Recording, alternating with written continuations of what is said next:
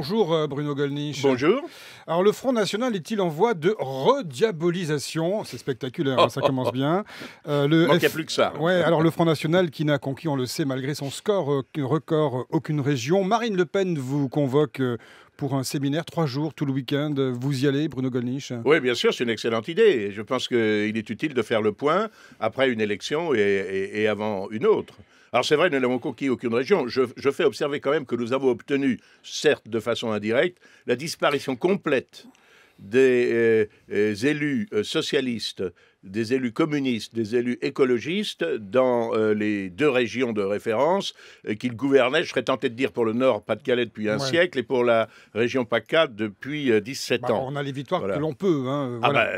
Ça prouve au moins que M. Sarkozy a tort quand il dit que voter Front National, c'est voter à gauche. Non, là où le Front National apparaît, la gauche disparaît. Alors vous tombez bien ce matin, Bruno Gollnisch, puisque nous publions notre baromètre d'images du Front National, TNS Sofres pour France Info, Le Monde, Canal+. Je vous donne les 3 principaux résultats qui ressortent de ce sondage. La part de personnes déclarant ne jamais avoir voté pour le FN, ne pas envisager de le faire, demeure inchangée. C'est 62%. 62% qui ne veulent pas voter pour vous. De plus, 56% des Français considèrent que le FN est un danger pour la démocratie en France. Vous avez un déficit d'image toujours. Et pour 22% seulement, Marine Le Pen ferait une bonne présidente. Pas plus de 22%. Commentaires sur ces résultats. Écoutez, on peut voir le verre à moitié vide ou le verre à moitié plein. C'est plus que la moitié. Pour une formation qui se bat toute seule, c'est quand même les avis positifs progressent. Quant à ceux qui disent qu'ils n'ont jamais voté ou qui ne voteront jamais Front National, les scores étaient beaucoup plus importants autrefois. Il ne faut jamais dire Fontaine, je ne boirai pas de ton eau. Je crois que les réalités que vivent aujourd'hui nos compatriotes les amèneront, à mon avis, inéluctablement à se porter de plus en plus sur nous. Quant au fait que nous serions un danger pour la démocratie, écoutez, ça c'est quand même extraordinaire, parce que pendant des années, pendant des décennies, nous n'avons rien fait d'autre, nous n'avons jamais attaqué une réunion de nos adversaires politiques quand ceux-ci ne se gênaient pas pour attaquer physiquement nos réunions. Nous n'avons vous êtes monté personnellement à l'assaut de la tribune de l'Assemblée nationale quand j'étais petit. Monsieur Birenbaum, c'est une 1986. 1987, 10 octobre 87. Absolument. C'est une très bonne. Je vois que vous avez bonne mémoire. Et bien, je ne suis pas du tout monté à l'assaut et je tiens à votre disposition le DVD que j'ai revu récemment. Je vais vous dire ce qu'il en était. Je vais vous dire ce qu'il en était. On va pas parler de ça. Non, mais si, vous en reparlez. On conclut. J'étais secrétaire de l'Assemblée. C'est vrai qu'à 2 heures du matin, dans une séance où il y avait en tout et pour tout 2 députés socialistes qui tournaient les clés de tous les autres, il y avait en tout et pour tout 2 députés RPR pour tourner les clés de toutes les autres, ce qui est interdit par la Constitution, par le règlement de l'Assemblée. Attendez, je suis monté à ma place à la tribune comme secrétaire de l'Assemblée, avec la fonction de vérifier les délégations dont je savais très bien, c'est vrai qu'elles n'existent pas. Je vous rappelle que le président Chaban-Delmas et le bureau de l'Assemblée n'ont prononcé aucune sanction contre moi. On a perdu tous nos auditeurs. Non seulement...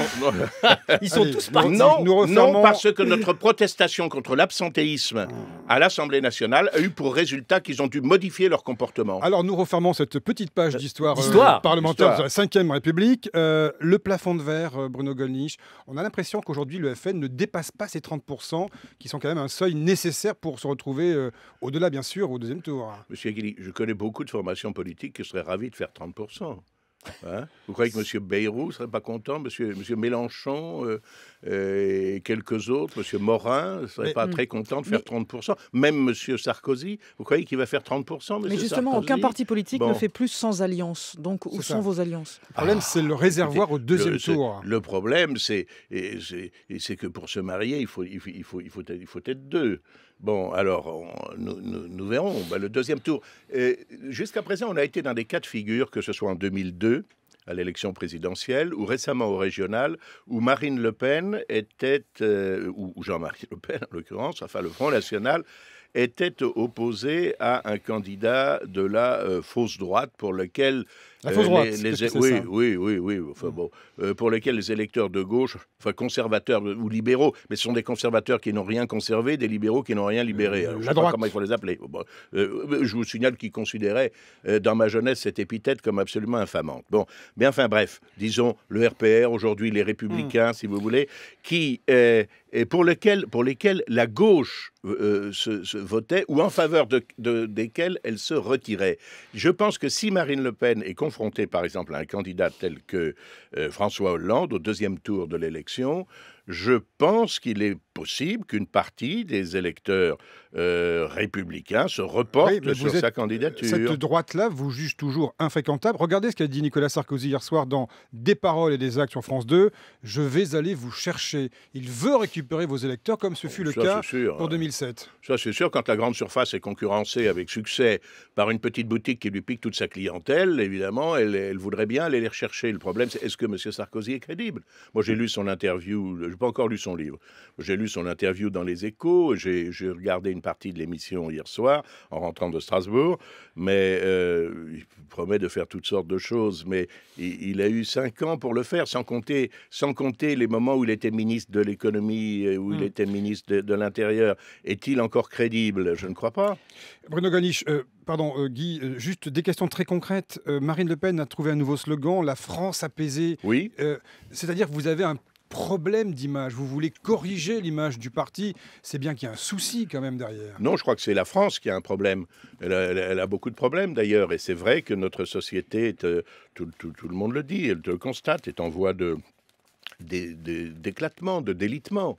C'est vrai qu'il n'y a plus de projets collectifs. C'est vrai que la jeunesse ne se voit pas proposer beaucoup d'idéaux en dehors. Ça, c'est le constat sur l'état de la France. C'est votre constat sur l'état de la France, mais sur le parti Front National. Mais ce qu'il importe, à une grande formation politique, c'est de rechercher les moyens par lesquels on peut arriver à une société apaisée, à une société réunie, non pas dans le chauvinisme ou dans l'isolement, comme nos adversaires voudraient stupidement le faire croire, mais précisément dans la concorde que j'ai connue, que nous avons connue dans notre jeunesse, de concorde entre les générations, entre les jeunes et les anciens, la concorde entre les classes sociales, alors que les inégalités ne cessent de s'aggraver, c'est vrai. C'est pas parce qu'il y a des gens de gauche qui le disent, mais ce n'est pas faux. Guy Berenbaum. Est-ce que ce problème d'image, il vient pas aussi largement, on en parlait il y a quelques minutes, de vos fréquentations? Vous, par exemple, Bruno Gollnisch, moi je suis toujours étonné, je vous connais depuis très longtemps, j'observe le Front National depuis longtemps, vous passez votre temps à aller dans des réunions, on se demande ce que vous faites, vous allez avec les amis d'Alain Soral à Reims, vous traînez au micro de Radio Courtoisie avec des gens qui sont condamnés pour antisémitisme, comme Jérôme Bourbon, le patron de Rivarol.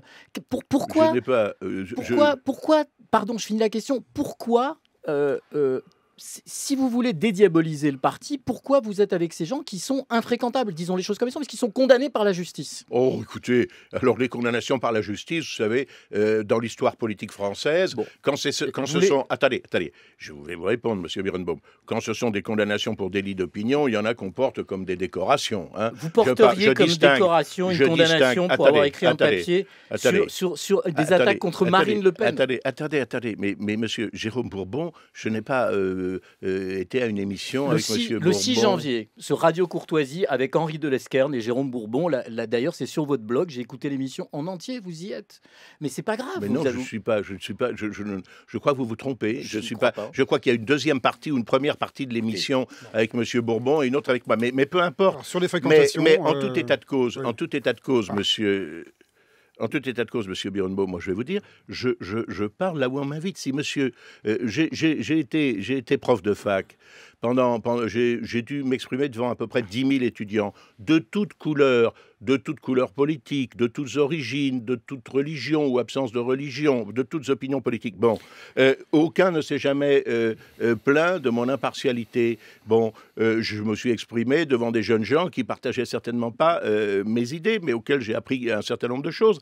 Moi, je dirais, plus quelqu'un a des idées opposées aux miennes, plus je suis heureux, d'une certaine façon, de dialoguer avec lui. Si M. Mélenchon m'invitait à exprimer ce que je pense ou ce que je crois, je parlerai devant M. Mélenchon. Il n'est pas condamné pour antisémitisme. Quant au fait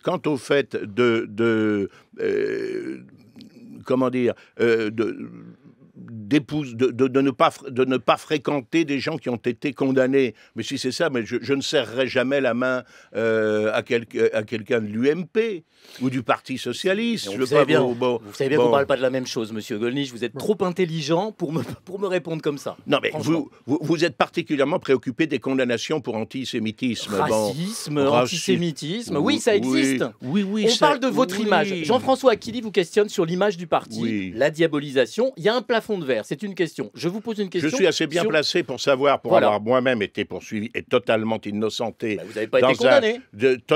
Non, mais j'ai eu 5 années d'épreuves judiciaires absolument injustes pour savoir que dans ce type de procès pour racisme, xénophobie, tout ce que vous voulez, il y a beaucoup de chasse aux sorcières. Moi, je ne reconnais pas la légitimité de ces poursuites pour délit d'opinion. Alors, soyez pas étonné de la diabolisation, peut-être. Moi, je suis un diablotin, peut-être, mais en tout cas, voilà, bon... Mais c'est pas ça, je vais vous dire, c'est pas ça qui impressionne l'opinion. Je crois que l'opinion, elle est quand même un petit peu façonnée quand même par les commentateurs qui ne nous sont pas favorables, ce qui est leur droit en démocratie. Vous êtes là ce matin pendant un bon quart d'heure, Bruno Gollnisch. Ça fait un bon bout de temps que je n'étais pas revenu sur vos... Alors, votre ami Gilbert Collard, qui était là, ici même il y a de cela 15 jours, absolument, estime qu'il faut changer le nom de votre formation politique. Il lui propose notamment le Front National Républicain.